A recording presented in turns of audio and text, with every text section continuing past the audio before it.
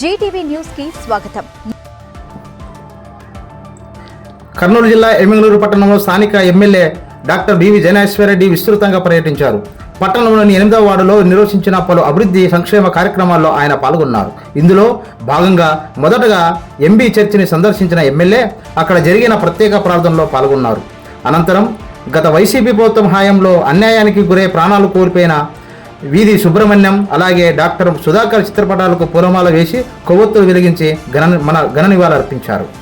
ఆ తర్వాత వార్డులో పర్యటించిన ఎమ్మెల్యే జయనాగేశ్వరరెడ్డి పీఎం ఆవాస్ యోజన పథకం కింద మంజూరైన గృహ రుణాలకు సంబంధించిన ధృవీకరణ పత్రాలను 19 లబ్ధిదారులకు అందజేశారు. అదేవిధంగా వార్డులో నెలకొన్న డ్రైనేజీ, రహదారుల సమస్యలను స్వయంగా పరిశీలించిన ఆయన సమస్యలను త్వరితగతిన పరిష్కరించాలని అధికారులకు ఆదేశించారు.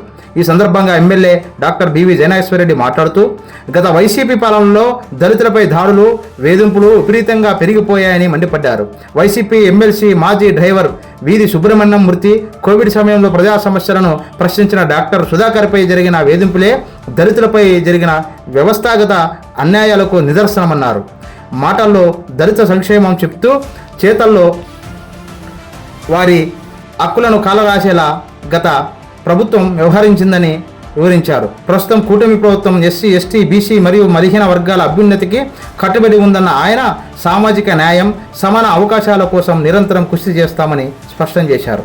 ఈ కార్యక్రమంలో రాష్ట్ర పుర్ని కార్పొరేషన్ చైర్మన్, మాల కార్పొరేషన్ డైరెక్టర్, టీడీపీ పట్టణ అధ్యక్షులు, కమిటీ సభ్యులు, క్లస్టర్ కన్వీనర్లు, వార్డు నాయకులతో పాటు పెద్ద సంఖ్యలో ఎస్సీ నాయకులు, కార్యకర్తలు పాల్గొన్నారు.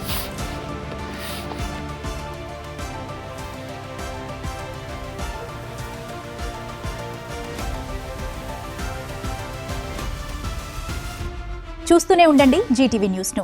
నిజం మా ధ్యేయం, సమతా సంక్షేమం మా లక్ష్యం. మరిన్ని వార్తల కోసం సబ్స్క్రైబ్, లైక్, షేర్ చేయండి. నమస్కారం.